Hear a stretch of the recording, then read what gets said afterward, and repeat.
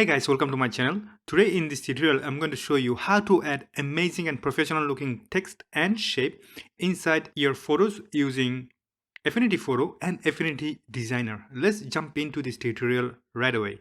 Now, first of all, you have to go to the artistic text tool and write anything depends on your project. In this case, I'm going to add nature. Now, obviously it's really big, so I'm going to adjust it using this tool. Now, to have the best quality text, I personally recommend you to change the font because I really don't like the default Arial because it's just way too basic to me.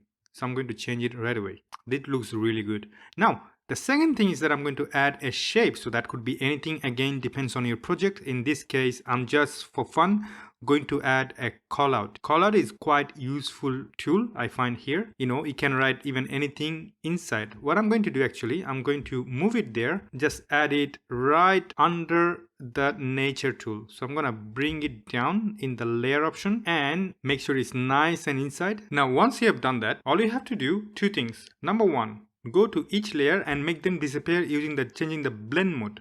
So in this case, I'm gonna use anything that makes it invisible. So I'm going to do that with the callout first, and then I'll go to the nature layer and do exactly the same. So lighten looks good. Now you must be wondering like, what the hell? So I don't see anything. That's totally fine. So we're gonna start with the callout and go to the layer effect, move it on the side so that you can see it properly, of course.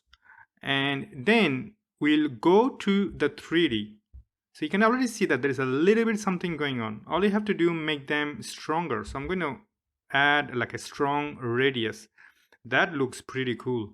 We're gonna stop there because in this case I just want it to be there, but I don't want it to be too strong.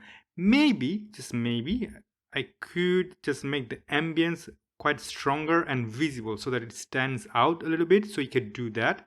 You could even change the color to somewhat red, which is quite opposite of green because it has a strong green dominance. So that's about it. I think that should do. Of course, you can fine tune it, depends on your project.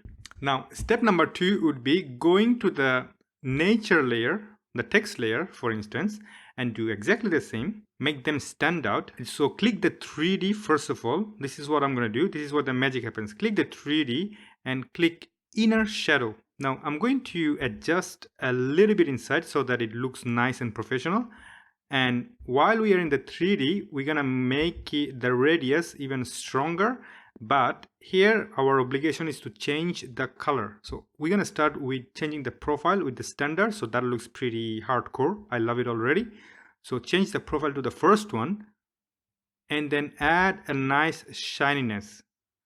We are looking really good here.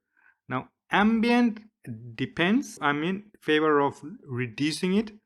Now I'm going to change the direction, see which one is working for me. Again, each of them for their own.